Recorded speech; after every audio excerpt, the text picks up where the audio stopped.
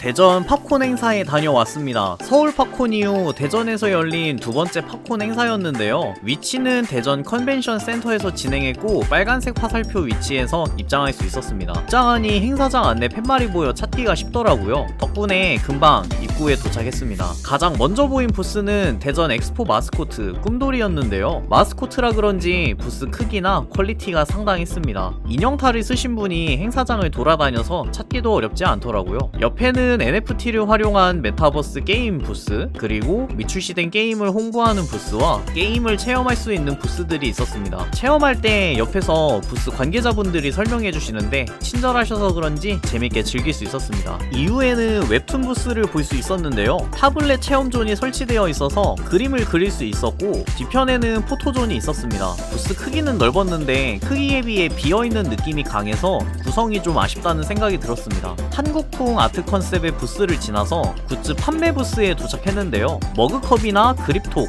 무선 이어폰 등 실용성이 높은 굿즈를 판매하고 있어서 구성이 상당히 괜찮았고 펜시 부스도 같이 있어서 다양한 나이대의 분들이 굿즈를 구매하는 모습을 볼 수 있었습니다. 아트북을 판매하는 부스도 있었는데요. 그랑블루나 파이널 판타지 등 게임 원화 책들도 판매하고 있어서 구경하는데 재밌더라고요. 해리포터에 나오는 물품들을 제작해서 판매하는 곳도 있었고 곰둥이라는 캐릭터 굿즈도 볼 수 있었습니다. 이후 행사 준비를 하시는 DJ 부스도 있었는데요. 제가 갔을 당시에는 아직 행사 전이라 음향을 조절하고 계셨는데 사진 찍을 때 인사해 주셔서 뭔가 뿌듯했습니다. 건너편에는 학교에서 자체 제작한 버추얼 캐릭터를 홍보하는 부스와 등신대를 볼 수 있었습니다. 서울 팝콘 행사도 버추얼 캐릭터 부스의 인기가 많았다고 들었는데 대전 팝콘에서도 다양한 버추얼 캐릭터를 볼 수 있었습니다. 다음 부스는 마블 굿즈를 판매하고 전시하는 부스였는데요. 영화 장면에 맞춰 배경 소품까지 전시하셨더라고요.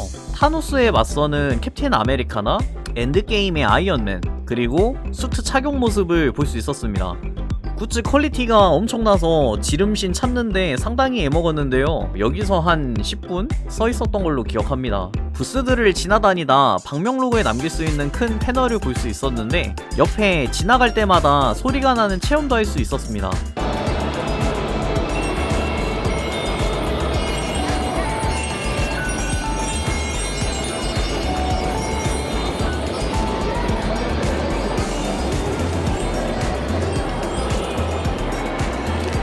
보드게임을 판매하고 체험할 수 있는 부스를 지나 콩두슈라는 부스에 도착했는데요. 대전 팝콘에서 유일하게 먹거리를 판매하는 부스였습니다.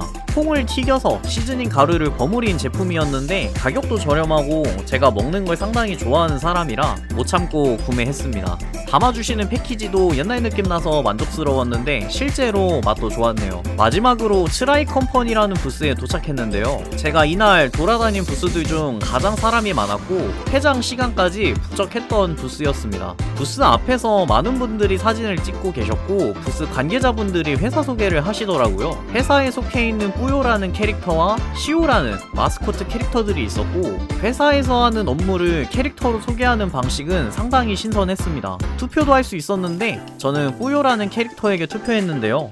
이때 스티커를 붙이다가 직원분과 눈이 마주쳐서 어떨결에 버추얼 캐릭터와 대화까지 할 수 있었습니다. 인사를 하고 가벼운 대화를 했었는데요. 행사장 소음 때문에 잘 안 들리셨는지 갑자기 정색을 하셨습니다. 이 표정을 보고 이래서 사람들이 버추얼 캐릭터들을 좋아하는구나 싶었습니다. 인사를 마치고 스티커를 받고 퇴장했습니다. 부스를 다 둘러보고 행사 코너로 빠졌는데요. 애니메이션 음악을 틀거나 그림 강의를 하는 모습을 볼 수 있었습니다.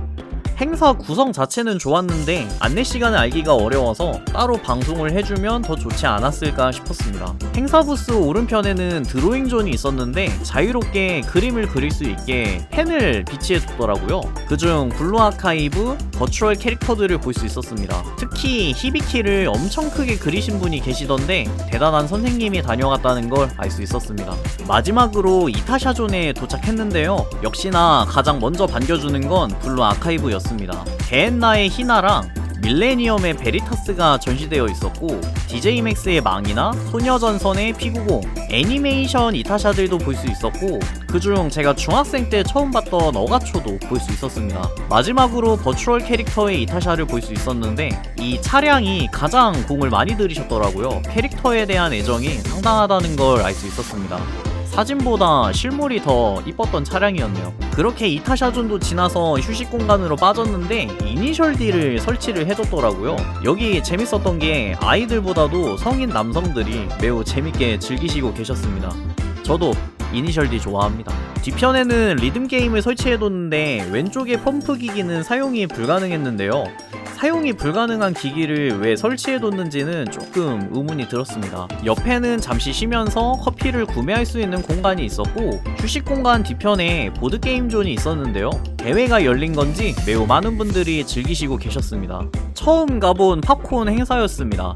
이번 팝콘 행사는 애도 기간으로 인해서 코스프레 행사 취소 및 축소 운영으로 진행되었는데요.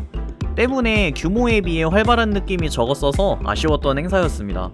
행사장을 관리하는 스태프분들이나 부스 관계자분들은 다들 매우 친절하고 좋았지만 중간중간에 활용되지 못한 부스 공간이나 이 행사를 방문하는 타겟층이 잡히지 않은 느낌이 매우 강했습니다.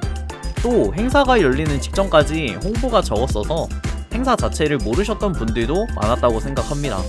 이러한 점들을 운영 측에서 확실하게 인지하고 다음 행사 때는 좀 더 개선해서 운영되었으면 좋겠습니다. 이번 영상은 여기까지 하겠습니다. 시청해주셔서 감사합니다.